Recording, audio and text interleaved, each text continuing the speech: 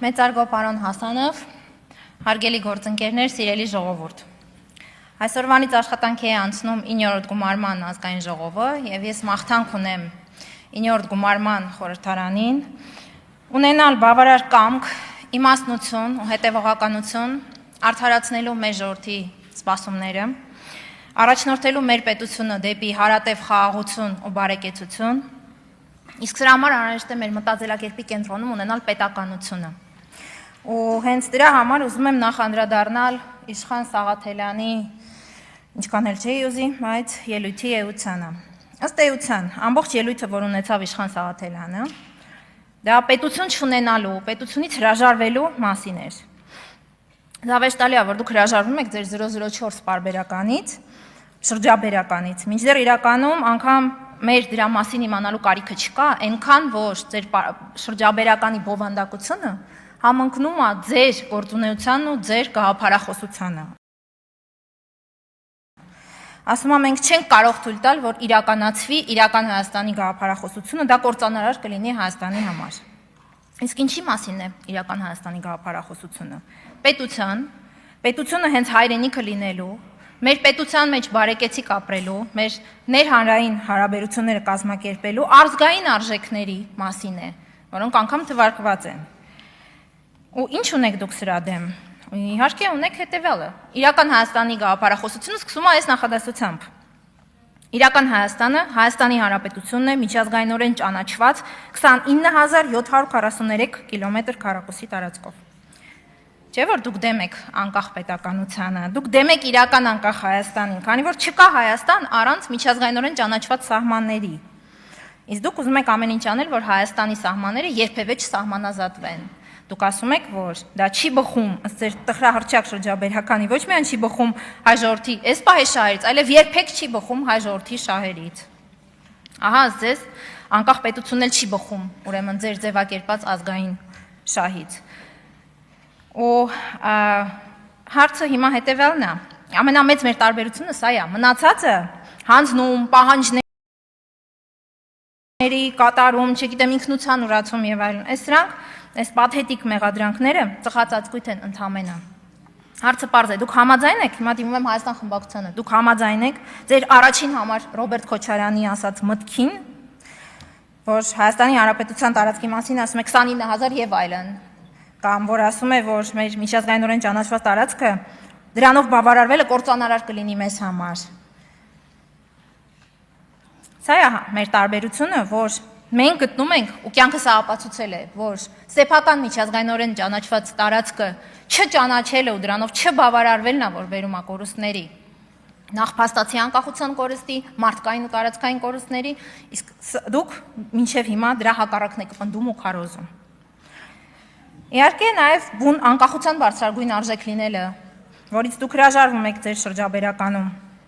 եւ դրա զիջելու մասին եք խոսում, սրա մասին շատ ենք խոսել, չկրկնվեմ։ Ուժեղ Հայաստան դաշինքի падգամավորների հարցերի մասին։ Մեղմ ասած տխրեցնող է, որ դրանց բովանդակությամբ ի ցույց է դրվում, որ ձեզ համար ինքնության կարևորագույն առանցքը հակաթուրքականությունն է։ Ինչը ցավալի է, առավոտից իրիկուն ինքնության հենասյուների մասին կամ մեր իբր դրանց ուրանալու մասին խոսողները իրականում ձեր ինքնության հիմքում իբրև ամենակարևոր առանցք հիմք ունեք հակաթուրքականությունը։ Դա նաև խոսում է կրկին ոչ հայաստանյան, այլ դրսից կայսերական գաղափարախոսության մասին, այն մասին, որ թշնամիները պիտի լինեն մշտական ու հարատև, որ մենք չենք կարող ունենալ մեր ինքնությունը առանց մեր հակառակորդի հակաինքնության, դրա բացակայությամբ չկա մեր ինքնությունը, այսինքն չունենք մենք այլ տարեր, այլ հիմքեր մեր ինքնության, քան հակաթուրքականությունը, տխուր է, չէ՞։ Հա, ընտրությունների հետ կապված ու ընտրակեղծիքների,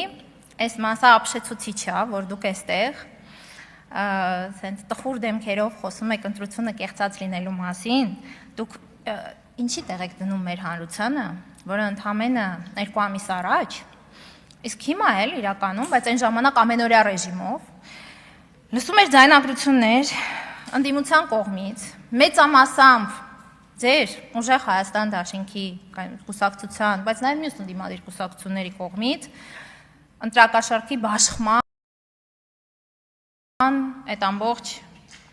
տխուր շատ մեղմ են ձևակերպում գործընթացի մասին։ Ու այն ամբողջ, այո, ընտրակաշառքի բաշխման դրա մասին էր խոսակցությունը, ով ում ինչքան տա, ոնց տա։ Պարոն Հասանով, հասկանում եմ, որ այս թեման իհարկե հուզում է եւ այլն, բարձա։ Ուզում եք ավելացնել էլ ինչեր եք արել, բայց այդ Ես խնդրում եմ ձեր խմբակցությունը թող մի քիչ լռություն պաշտպանի։ Ու ել չեմ ուզում վերհիշել են այլանդակ բառապաշարը,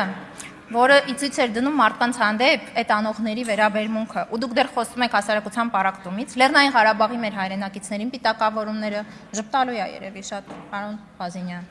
կամ պատերազմում վիրավորում ստացած մեր հայրենակիցներին այդ պիտակավորումները։ Ու էլի ընտրությունների արդյունքի հետ կապված։ Այստեղ դուք ոչ միայն փորձում եք արժեզրկել այն փաստը, որ ժողովուրդը քաղաքական մեծամասնության քվե ա տվել քաղաքացիական պայմանագրին, քաղաքացիական պայմանագիրը հաղթել է, այլ իհարկե երբեք չեք խոսի նրա մասին, որ ոչ միայն քաղաքացիական պայմանագիրը հաղթել է, այլ հաշվի առնելով թե ինչ մասշտաբի ու խորության մարտահրավերներ էին ծառացած մեր պետության առաջ, մեր ժողովրդի իշխանությունը խլելու ուղղությամբ, ինչ ծավալի միջոցներ էին ֆինանսական ներգրավված եւ ինչ խոչընդոտներ էին հարուցված Հայաստանի առջեւ, ոչ թե քաղաքացիական պայմանագրի, գրանցված արդյունքները ուղղակի թվեր չեն, ուղղակի 49% չի, դա մեր ժողովրդի հարատև պետություն ունենալու արձանագրումն է ու հաղթանակն է։ Հա, ու վերջում մի մտքի էլ անդրադառնամ Իշխան Սաղաթելյանի, ասում է, ցկտելու ենք ազգային ուղեգից վերադարձնել մեր պետությունը։ Գիտեք, Հայաստանի Հանրապետությունը որևէ տեղ վերադարձնելու կարիք չկա, կա կարիք ամրապնդելու խաղաղությունը, որը հաստատված է։ Կա կարիք ինստիտուցիոնալ դարձնելու խաղաղությունը, որը ունենք, կա կարիք շարունակելու ամրապնդել մեր պաշտպանությունը, ավելի զարգացնել մեր ռազմարդյունաբերությունը, շարունակելու անել այն ամեն ինչ, որ մեր երեխաները, բոլոր երեխաները, անկախ նրանից թե բարձրադիր գոտիներում են ապրում, սահմանամերձ համայնքներում են ապրում, ունենան հասանելիություն որակյալ կրթության, որակյալ ենթակառուցվածքների,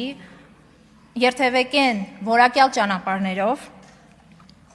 անել ամեն ինչ, որպեսզի մենք դառնանք խաչմերուկ, խաղաղության խաչմերուկ եւ բարեկեցություն բերենք մեր պետությանը ու ժողովրդին, նաեւ տարածաշրջանին։ Ու ամենավերջում պարոն Ռուբինյանի տեխնացության հետ գալով պարոն Ռուբինյանի տեխնացությանը։ Վստահ եմ, որ կունենանք